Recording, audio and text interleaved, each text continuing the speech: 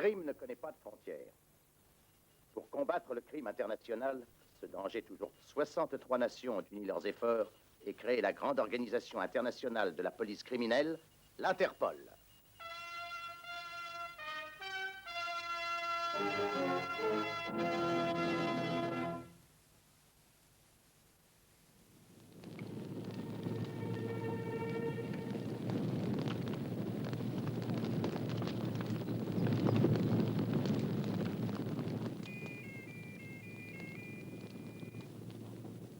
Mon Moutira, je sais que tu as le talent d'être toujours merveilleuse dans n'importe quelle toilette. Très bien, alors surprends-moi. Je viendrai te prendre à ton hôtel disons, dans une demi-heure. Quoi? Oui, j'ai eu une soirée réussie. Et même très réussie. Oui. Au revoir, chérie.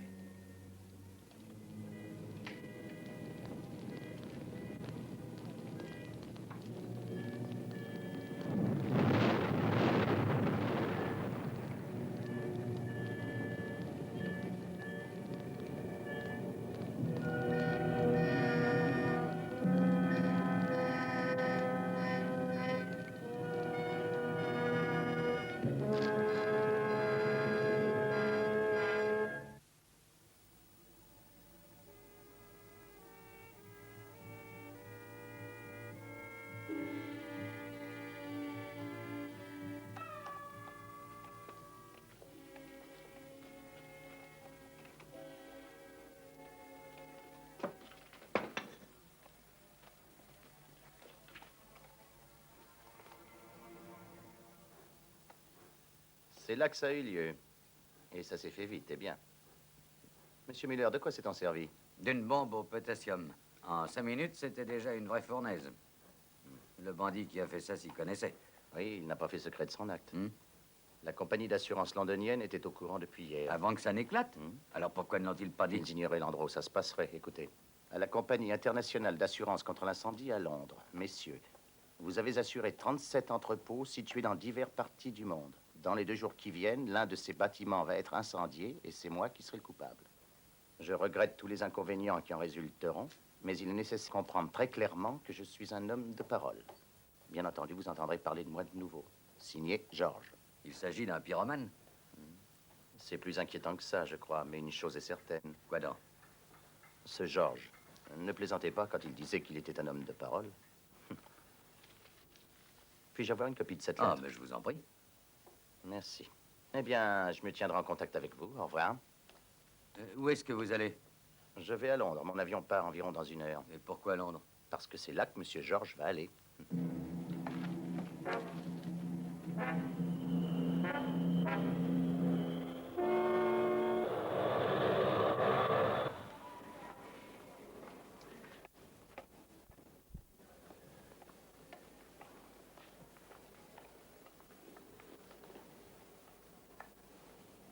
Je crois qu'on nous surveille. Naturellement, la police s'attend à me voir débarquer à Londres, mais je ne suis qu'un homme dans la foule. On ne sait pas de quoi j'ai l'air, et pas même qui je suis.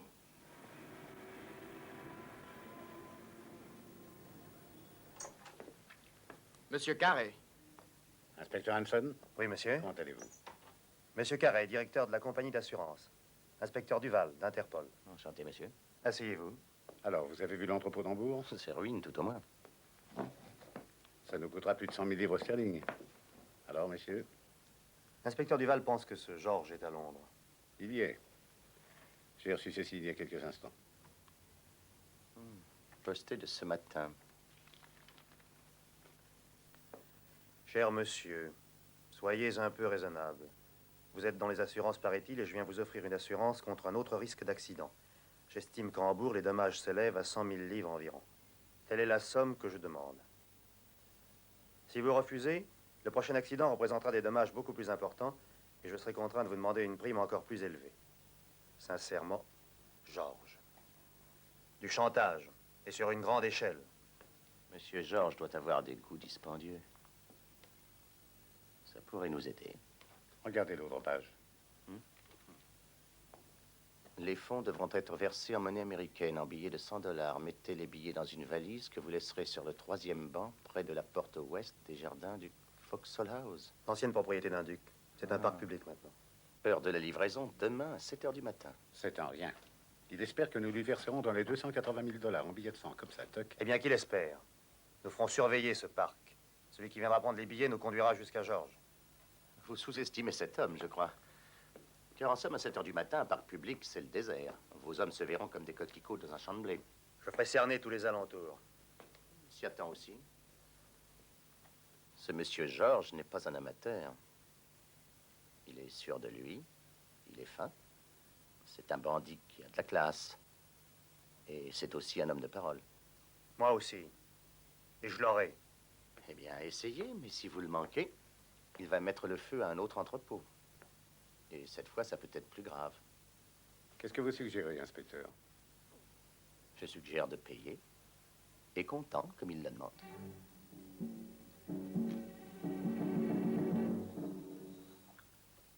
Comment arrives-tu à être toujours aussi désinvolte? Parce que je sais exactement ce que je vais faire. Pourquoi ne me le dis-tu pas? Tu es bien trop jolie pour te soucier d'aussi sordides détails. Toi, ton rôle est de dépenser l'argent. Suppose qu'ils ne paient pas. Ils paieront, ils n'oseront pas ne pas payer.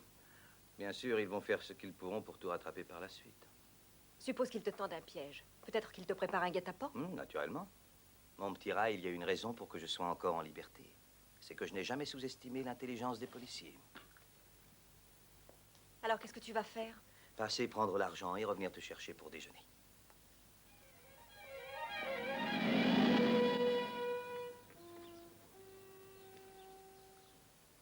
Une fortune qui nous tend les bras. Vous êtes tenté? Qui ne le serait? Si Georges n'arrive pas, j'ai bonne envie de faire le coup moi-même et de prendre ma retraite. C'est encore heureux que vous n'ayez pas le tempérament à ça. Je n'ai pas non plus le tempérament à conseiller de faire cadeau de 280 000 dollars à un maître chanteur. J'appelle ça faire son jeu. Peut-être qu'il fait aussi le nôtre. Un homme tel que Georges ne va pas conserver un quart de million de dollars sous son matelas. Il n'en aura même pas l'occasion. Je maintiens que vous sous-estimez cet homme. Il y a aux grilles des quarts de police qui surveillent les allées et venues. Celui qui viendra prendre l'argent sera suivi. Qu'il soit venu à pied, à cheval ou en voiture. Je vous souhaite de réussir, parce que si vous ne prenez pas Georges, ou si Georges ne touche pas son argent, la prochaine fois que vous aurez de ses nouvelles, ce sera sous une forme explosive. Il est juste 7 heures. Allô, voiture numéro 2. Il est 7 heures. La valise est à sa place. Ouvrez l'œil à présent. Et tâchez qu'on ne vous voit pas, surtout.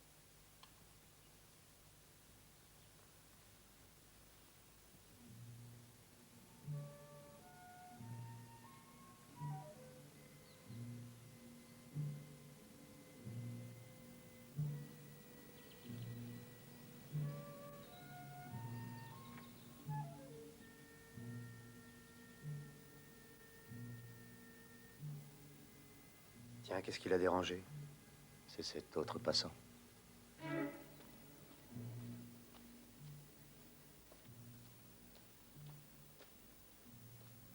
Qui disait qu'à 7 heures, le parc serait un désert? 2, ce n'est pas la grande foule. Ils sont 3.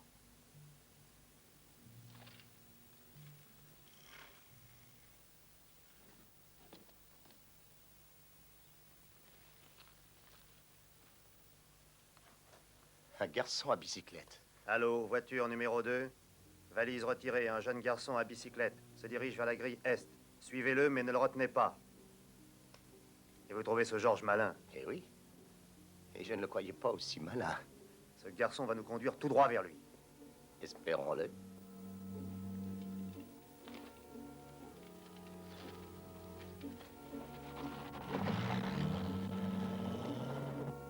Voiture 2, appel contrôle. Ici, contrôle. Nous le prenons en filature. Il se dirige au nord de Church Street. Très bien, suivez-le. Qu'est-ce que je vous disais?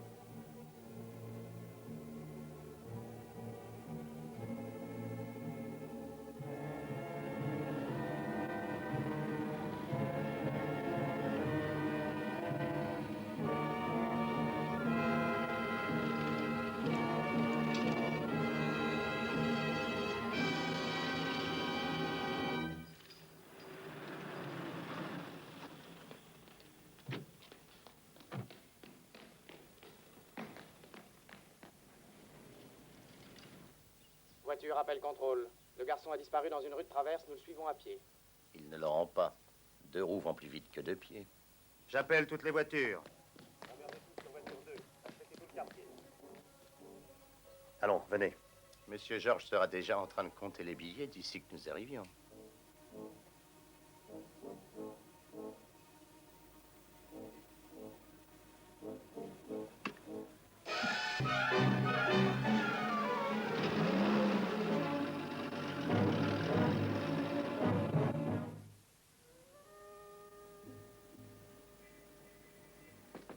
Entrez.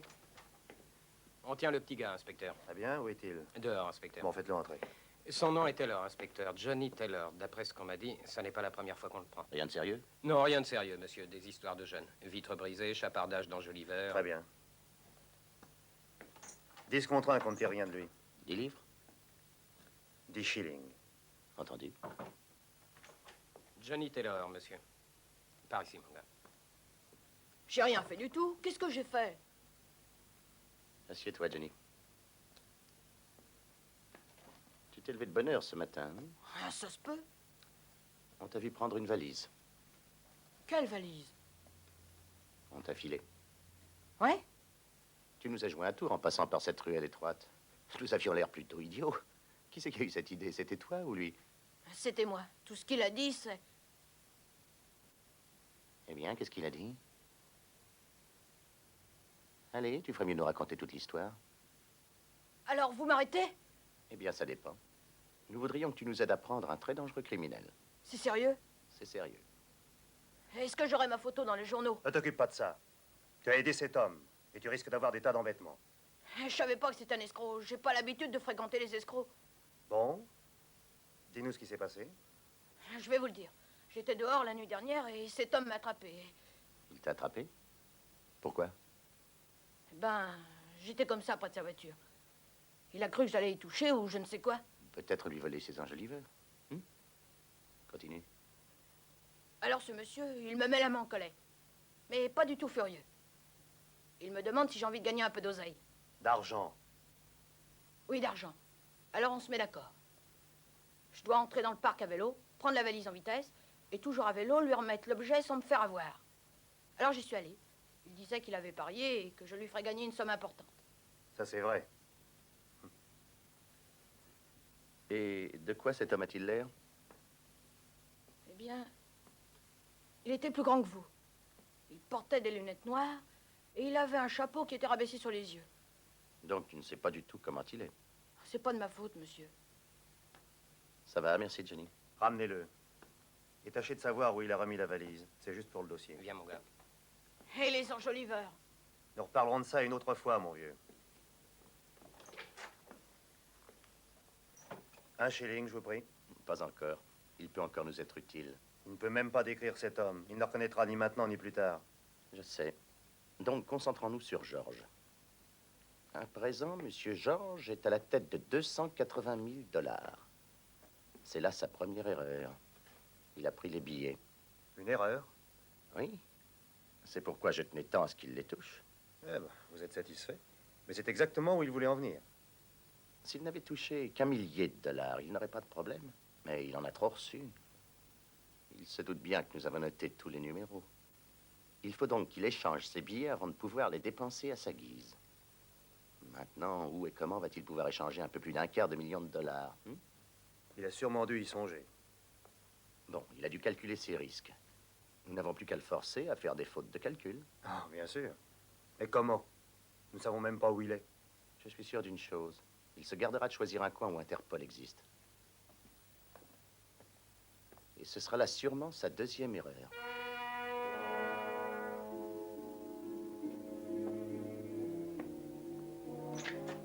Bonjour, chérie. Je suis désolé de t'avoir laissé voyager seul. Comment ça s'est passé? Un vrai délice. L'Islande. Peux-tu me dire, s'il te plaît, ce que nous faisons en Islande? Eh bien, tu en as de ces questions. L'Islande, ma chère, se trouve être un des très rares pays à ne pas avoir signé d'accord avec Interpol. Or, Interpol, maintenant, est prévenu de ce qui se passe. Tu crois peut-être que ça me fait plaisir? Qu'est-ce qu'on va faire? Passer le restant de notre existence ici? Juste quelques jours, le temps de changer ça. Changer? Pourquoi? Est-ce qu'ils ne sont pas valables? Mais si, seulement la police doit avoir relevé le numéro de chaque billet de 100 $, alors nous devons changer cette monnaie contre une autre monnaie. Très bien. Comment? Toi, ma chère, tu vas ouvrir un compte dans chacune des banques de Reykjavik. Tu déposeras 55 000 $ dans chaque. Mais tu as dit qu'on ne resterait pas ici. Dans 2 jours, tu retireras cet argent en billets beaucoup plus petits. Comme ça, on ne nous rendra pas les billets On ne numérotés. peut vraiment rien te cacher, ma chérie. Supposons qu'ils me questionnent sur l'origine de cet argent.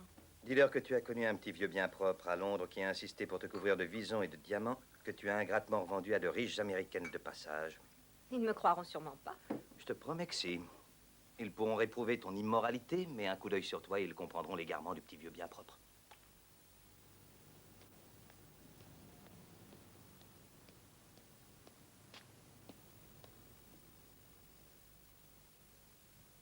Merci.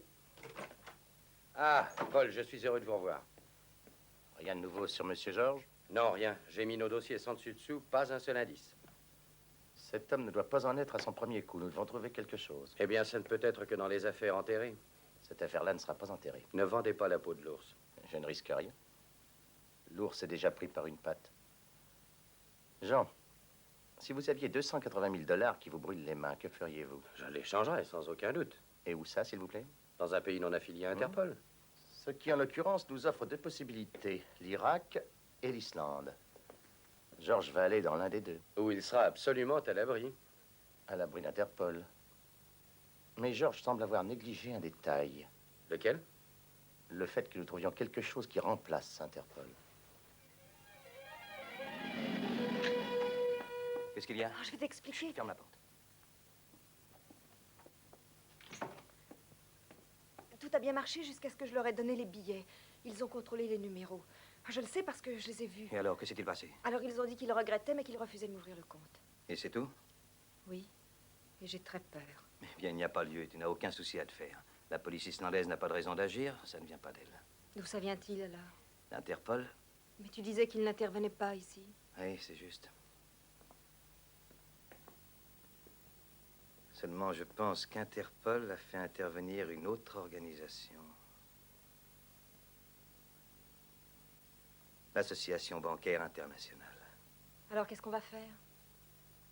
Eh bien, pour la première fois de ma carrière, je suis forcé d'agir sans aucun plan. Tu ferais bien d'en dresser un, et vite. C'est inutile, ce que je vais faire m'est imposé. La partie n'est pas finie, mon chou. J'ai encore pas mal de bonnes cartes dans la main. Toi, va faire tes paquets. Qu'est-ce qui peut te faire croire que je les avais défaits?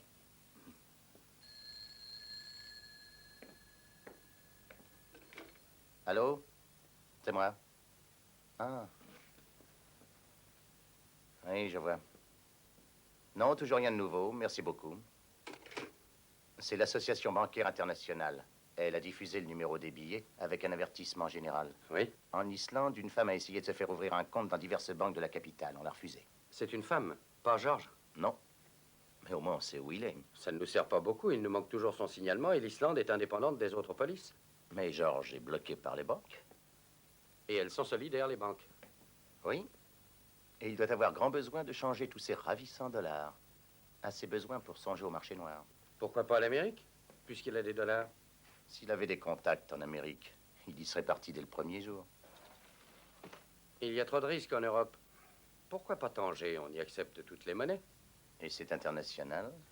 On a le droit d'y entrer. Et on peut en sortir aussitôt qu'on a envie de disparaître.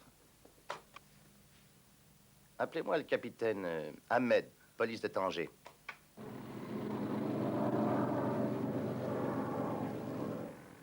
Tu as l'air soucieux. Je ne suis pas soucieux, je suis furieux. Négocier cet argent au marché noir, ça va nous coûter dans les 100 000 $ de commission. Ça les vaut, je t'assure. N'importe quoi, mais que ça finisse. Bien, ne t'énerve pas, dès qu'on sera à Tanger, ça s'arrangera. C'est ce que tu as dit en Islande. Suppose qu'ils devinent que nous sommes à Tanger. Oui, c'est très possible, mais pourquoi s'en faire? Ils ne me connaissent pas, je pourrais me promener jusque sous leur nez. Ils t'ont pourtant guère perdu de vue depuis le commencement de l'aventure. Technique pure et simple. Le pire qu'ils puissent faire, c'est de tout mettre en œuvre pour que je sois pris de panique et que je me livre pieds et poings liés. Chose que moi, je n'ai jamais été capable d'obtenir.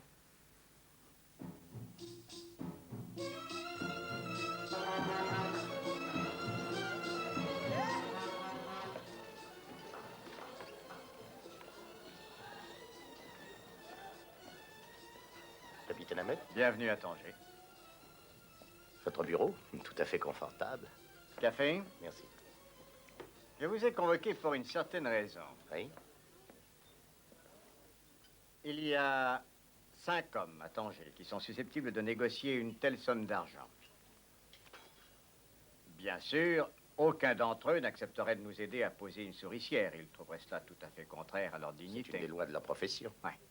Mais ils sont assez sages pour ne pas se compromettre. Et pour l'instant, 4 d'entre eux savent que le ciel leur tombera sur la tête si jamais ils se permettent de toucher à cet argent.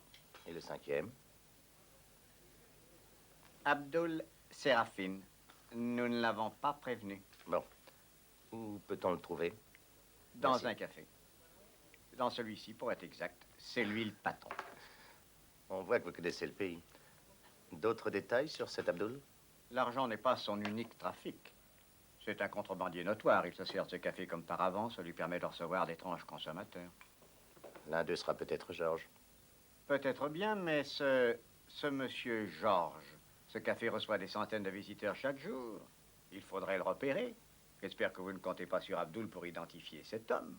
Non, pas besoin d'Abdul. Georges saura très bien s'identifier lui-même. Tout ce qu'il y a à faire, c'est d'attendre.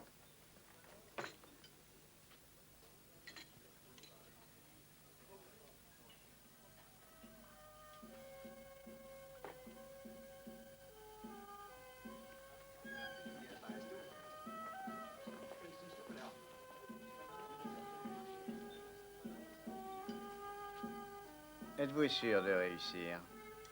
Peut-être pas ce soir, peut-être même pas demain, mais ça réussira.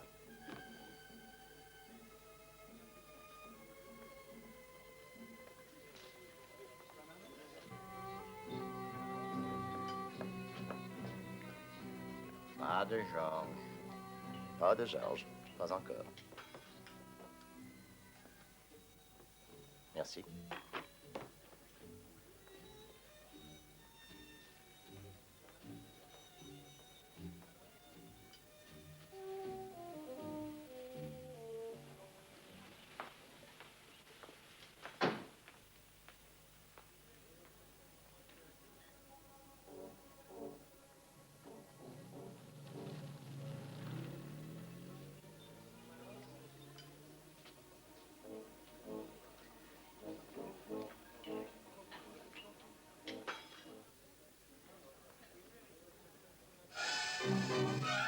C'est lui.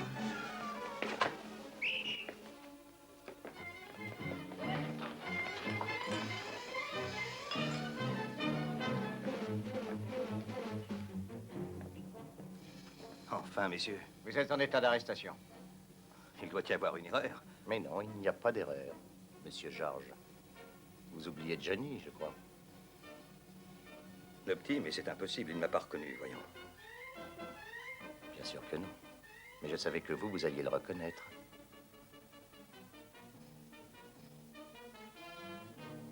Félicitations.